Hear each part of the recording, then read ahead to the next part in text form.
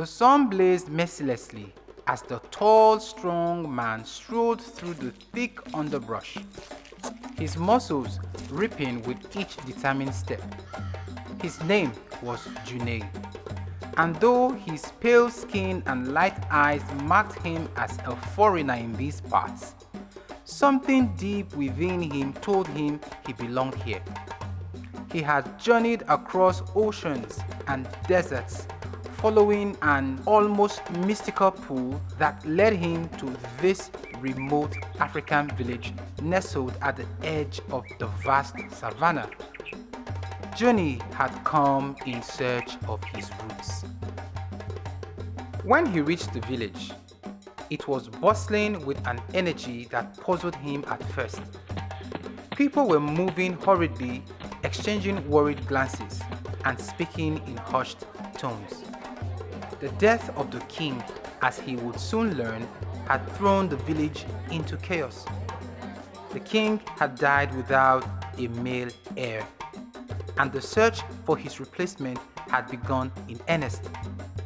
Without a son to take the throne, the Council of Elders had opened the competition to all men of noble blood, and the village was bustling with hopeful candidates, each vying for the crown. Johnny's heart quickened. Could this be it? Could the very man who had passed be his father? He had grown up with vague stories from his mother about an African king, a fleeting affair in a distant land, and whispers of royal blood running through his veins. His mother, a European woman of grace and beauty, had always been cryptic about his father. As he watched the village prepare for the trials that would decide the next king, a memory surfaced. His mother's trembling voice speaking of a love she had lost. "Your father," she had said one evening, her gaze distant, "was a king in a faraway land. We were young, foolish, and in love. But I left and he stayed. He could not abandon his people, and I could not stay in a world that wasn't mine." Jonas' thoughts snapped back to the present as he approached the village square where the candidates gathered. He could feel the stares of the villagers. Suspicion edged into their faces. To them, he was an outsider, a white man who had no business being there. Yet, something drove him to step forward. He would prove his lineage, claim his birthright, and take the throne that should have been his. "I am the son of the late king," June declared, his voice strong and unwavering. The crowd erupted in disbelief. Laughter rippled through the assembly. The elders, wise and stern, exchanged glances, their skepticism palpable. No one believed him. A white man claiming to be the son of their king? It was unheard of, an insult even. But June stood firm, his jaw clenched. He demanded the chance to prove himself. The council hesitated, but finally agreed. The trials to determine the next king were not for the faint-hearted, and if Johnny wanted to compete, he would face the same ordeals as the others. If he survived, perhaps they would listen. The first trial was a test of strength, a battle with the fiercest warrior in the village. June, though not versed in the customs of the land, fought with the same raw power and endurance that had carried him through his long journey. He surprised everyone, including himself, by winning the battle. His victory, however, did not win him favor, only more suspicion. The second trial was one of cunning.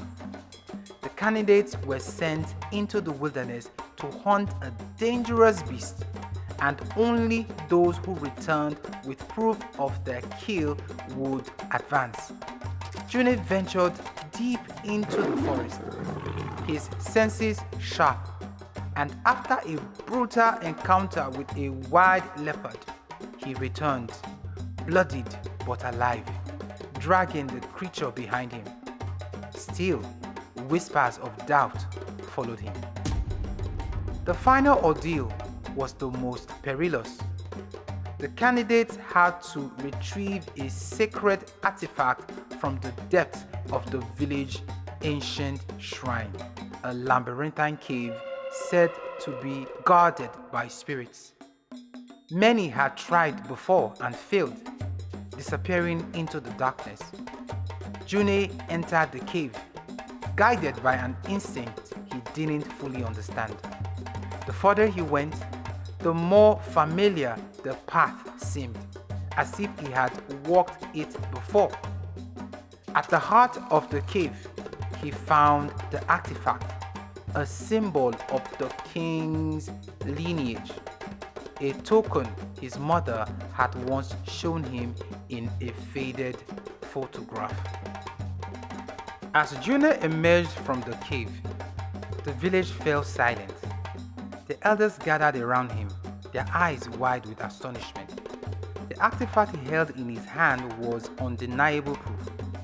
At that moment, a flashback surged through his mind, a memory he hadn't known he had. His mother, standing on the shores of a distant land, her hand intertwined with that of a dark-skinned man, regal and proud. The man, his father, the king, kissed her goodbye as she boarded the ship that would take her far away. The king had never known she was pregnant when she left. The village elders, still skeptical, could no longer deny the truth. June had passed every trial, and the artifact he carried was irrefutable evidence of his royal lineage. The spirits had guided him, and the ancestors had spoken. On the day of his coronation, the village gathered to watch as the crown was placed on June's head. The man who had arrived as a stranger, an outsider, was now their king. Though many had doubted him, he had proved himself through strength, cunning, and the will of the ancestors.